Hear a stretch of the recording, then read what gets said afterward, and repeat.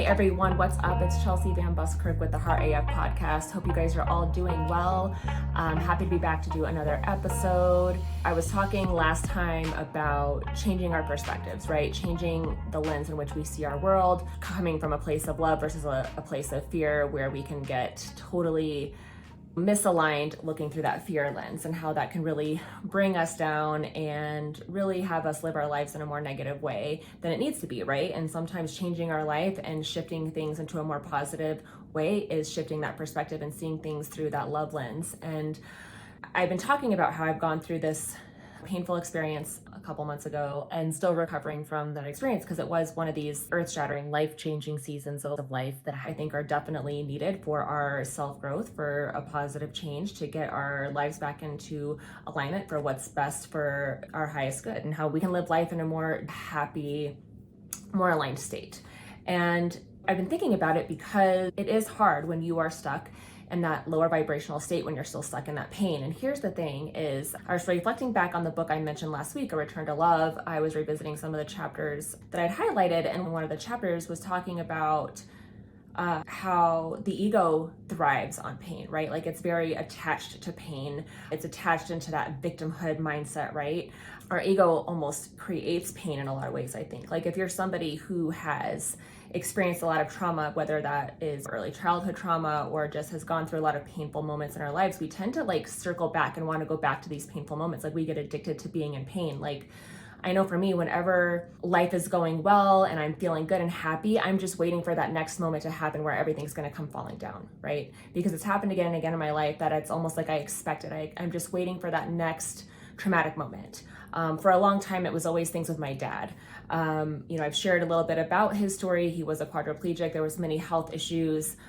He was, one of the most important people in my life. And I was always living on edge, like waiting for that phone call for the next time he was going to need to go to the hospital, or for that next in crisis moment, right? And I feel like our family has always just been that way. Like, the family I grew up with, like, there was always a crisis that was coming. Like, it was always a matter of time before the next crisis happened, right? And that just was the way I grew up. Whether it was my mom, she had another overdose, or, she was back in jail, or my sister got taken away again. But there was always something that was happening, right? Like, it was, life is smooth, I'm in my own little world, and then boom, another traumatic experience would happen, right? And I just kind of got used to that. And I think that's similar for other people who have experienced traumatic moments or painful moments in their lives, where you just get kind of hung up in that. And the other thing is, there's this thing called trauma bonding, right? Where we tend to seek out other people who have had these painful experiences, and we kind of attract to each other, and we bond about these shared, like, shitty life experiences. It becomes something that we can relate to others on. I think it's much easier for us to relate to other people who are struggling, right? Like, it's hard as a society, I feel like, to even talk about when things are going well sometimes, that it's almost like we can relate and fall into this community if we're all suffering, right? Even with like weight loss, like, if I've made some weight loss goals, it's like now I can't relate to people who are still struggling with their weight, or who are still struggling to get there. It's like, I wish I was still struggling too. Like, you sometimes maybe self-sabotage to get yourself back into that camp where you can relate to these people and be in a similar circumstance. It's like we just kind of thrive on that connection and wanting to be like everybody else. Like, it almost becomes abnormal then for us to be doing well, or we're not having issues, right? Like, it's almost like we get addicted to creating drama in our lives, right? Like, creating these dramas and traumas in our life, because that's where we feel comfortable. And again, this is what our ego wants. Our ego is addicted and attracted to being that victim, to being in those lower vibrational states, right? And so it can be so hard to pull ourselves up and out and to become these higher vibrational beings, and to become the people that can be happy and feeling good. Sometimes that can even be a hard place to be, where we're sucked into that victimhood. Our egos thrive on that pain, right? They want to keep us in that pain. And one of the things Marianne Williamson talks about in her book, A Return to Love, is that forgiveness is the only way out of pain.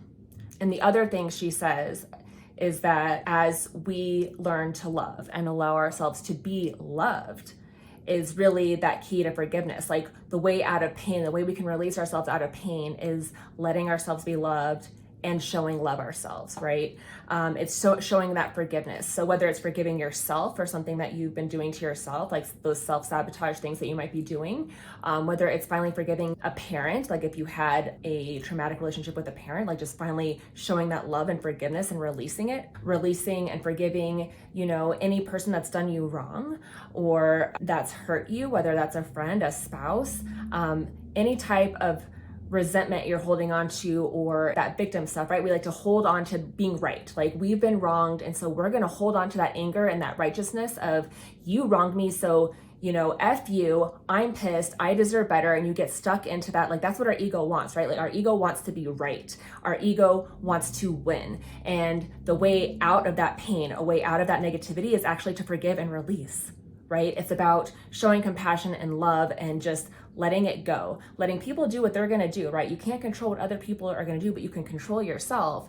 And really we start hurting ourselves when we are stuck on those egotistical, victimhood, spiraling, negative, low vibrational, like staying in pain. Like we're literally creating our own suffering by holding on to this need to be right, which again is our ego coming at play. And the only way to release that is through love. It's through a higher source, right? It's through this divine mind, right? We are all healed through the same process. And that process is coming back to love and reconnecting to that divine place within us, right? Like that all encompassing unconditional love, pure love, divine love, source energy, God, whatever you want to name it, call it, that's it. That's what we call on to help release us from that pain. It's coming out of that ego mind and coming in to that higher mind, right? That Christ mind, that God within.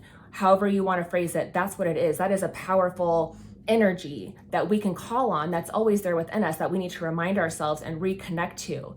And by doing that, we're releasing our minds, we're releasing our egos, we're letting that pure love inside us to help cleanse and purify us from these, if you want to call them evil or low vibrational thoughts, that ego mind, like letting go of playing the victim, of wanting to be right, and just letting things be and really releasing us from these negative energies, these vibrational states that just keep us down and keep us in our pain and this suffering, and keeping us on that cusp of always waiting for the next thing to go wrong. And that's how we manifest these things that keep happening for ourselves, because we keep expecting it, right? Like things happen if you believe them, right? Like our beliefs, our minds are so powerful, and the science is everywhere. Like I feel like especially now, I see it everywhere. And maybe that's just me because that's my awareness. I see it everywhere, and I want to turn that on for you because it is. Our minds are so powerful. We are so powerful.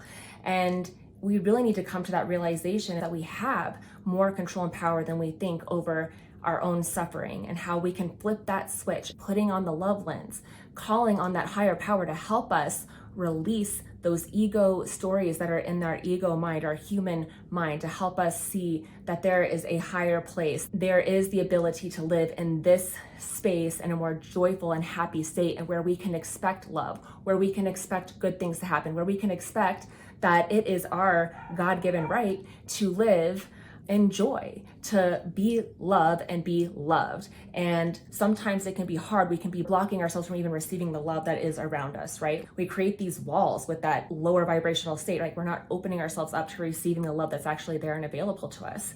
So I know for me, like anytime things are going right, I'm always expecting the worst to happen. And that's one of my flaws. And I would love to know if that's something that you also do, whether intentionally or unintentionally. It's just something we're in the habit of because that's been our life. And we have to break those cycles. We have to break that negative loop that we keep repeating until we know better, until we can learn to love ourselves, to really forgive those that have hurt us, to let go of the need to be right, and to really embrace that love and kindness and showing grace for others and letting things go, because really all it is doing is it's hurting ourselves, right? Like again, we're creating our own suffering by holding on to these hurts, by holding on to that pain. And so I want to invite you all with this episode this week is to really dig deep and to see what ways are you contributing to your own suffering, and what ways are you still holding on to pains and past hurts that you really need to work on letting go, letting it be, sending that forgiveness out to whoever has hurt you. And even if that means forgiving yourself, because so many times we're so quick to berate ourselves, to judge ourselves, and to really put our own selves down, right? Like we tend to say, oh, it's my fault that I was treated this way. I did these things wrong, or we're really quick to judge ourselves and to say all the things that we did wrong. And when you are forgiving people that you might hold grievances against, you also need to remember to forgive yourself and really allow yourself to be loved. And again, reconnecting to that divine love, that divine source energy that is within you, that you can connect to. And all you have to do is ask for it, is to have that intention of connecting with it, to allowing that love wash over you. There's a lot of exercises in many different books, different ways to visualize this process where you can step into the light, or you envision this pure white light coming down through the top of your head and just washing over through you, and almost like a self-purification process where you're letting that love just melt and release any darkness that you're holding on to within and just letting it go. I've heard people talking about, putting it into bubbles and blowing the darkness away, right? Like there's so many different ways to visualize this process, and really it's just having that intention of wanting to let go, of wanting to let love in, and really send out forgiveness to whoever you need to send it to, and letting that pain dissipate, and getting into the mindset where you're believing that you are lovable, that you are worthy, that it is your natural born right to experience love and joy, right? That it's okay to be content with our lives, right? Like we don't need to be waiting for that next drama. We don't need to be creating things in our lives because that's what keeps things exciting, or we're trying to almost keep ourselves safe by creating that next drama so I can know what to expect. I can be more in control of the drama by creating it myself, right?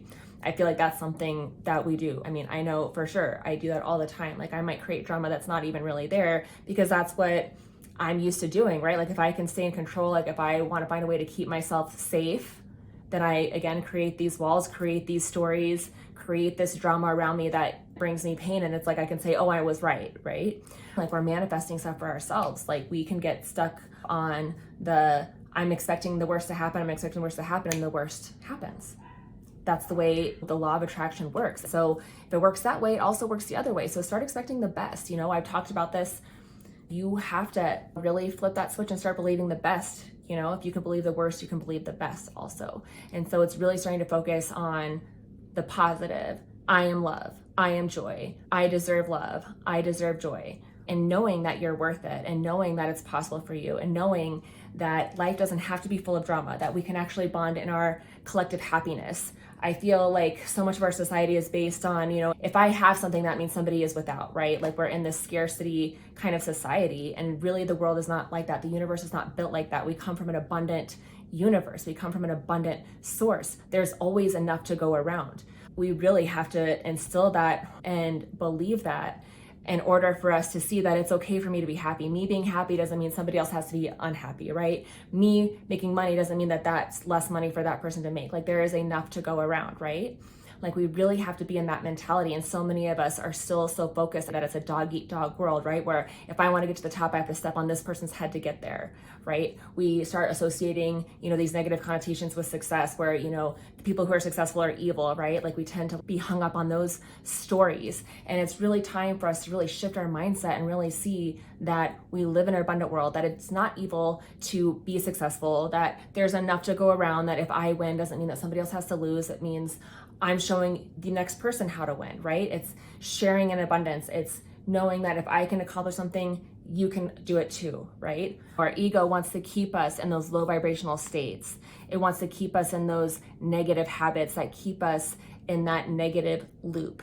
And the only way to let go of that darkness, that victimhood, to let go of that pain is to let the love in, let the light in, let source in, right? Like letting that in and let things melt away, and knowing that love is the key, right? That is the key to our healing, to freeing ourselves from this suffering, from hanging on to that victimhood, to that pain, to letting go and being able to forgive and release and be able to enjoy life again, and to be able to expect the best, and know that when we get hurt, when somebody makes us feel bad, to really be able to take a step back and see how maybe it's not really us, that it's a really reflection on them, and to not take things so personally, because again, our ego mind is going to want us to take things personally. It's going to want to be offended. It's going to want to, again, twist the story so that we're the victim, and we start to, again, instill that suffering within us because we're focused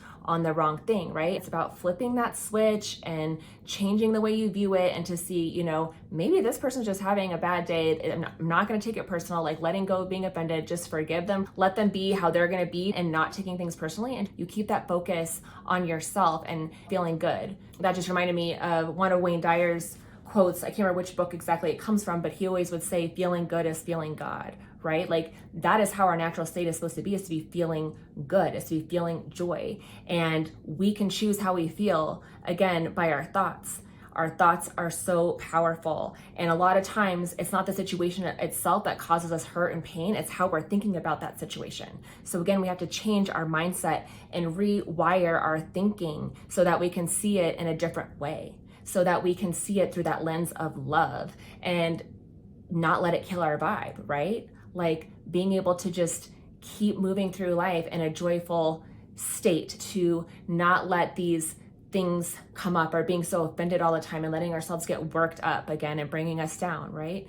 We have to work on pulling ourselves back up. And I know this sounds so super easy, and depending on the situation, you might be in a really dark place. That darkness, that pain might be so deep and hurt. Like, I know what that's like, where you're just like, what the fuck are you talking about, Chelsea? Like, there's no way I can just move on from this hurt and pain. Like, this person did this to me, and like my heart has been ripped out of my chest.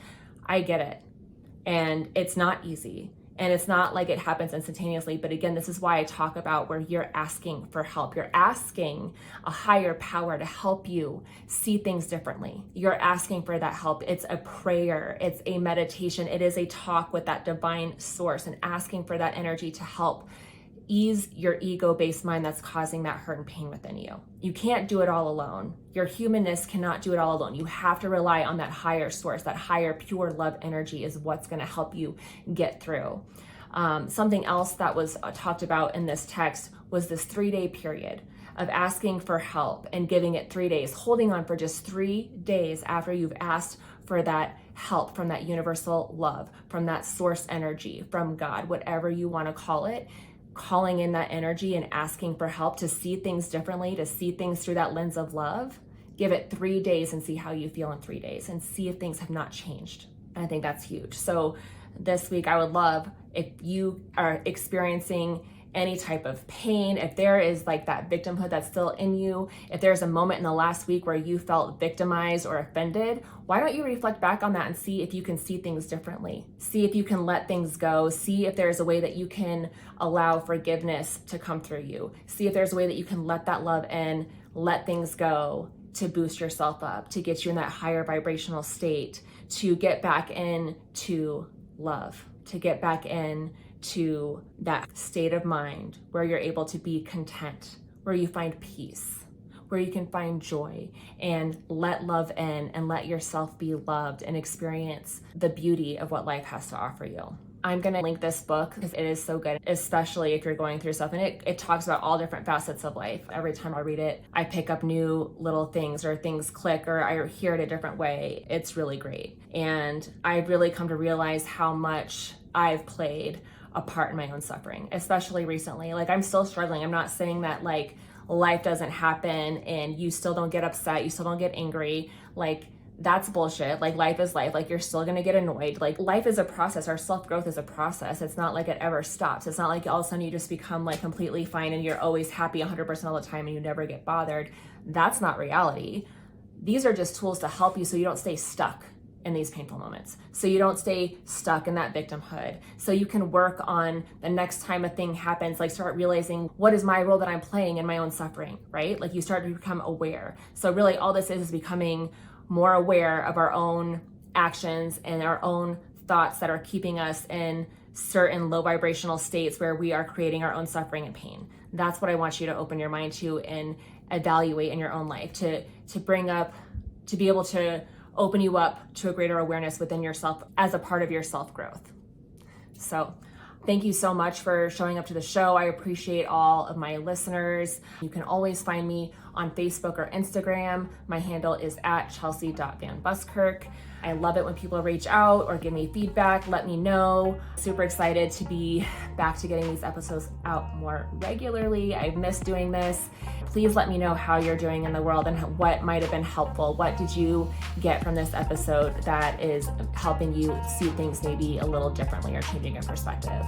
Sending you guys all so much love and light, especially if you're in a place where you need that healing. Don't be afraid to ask for help and to call on a higher power, because you're never alone. Love is always available to you. You are loved. You are worthy. I'll see you guys next time.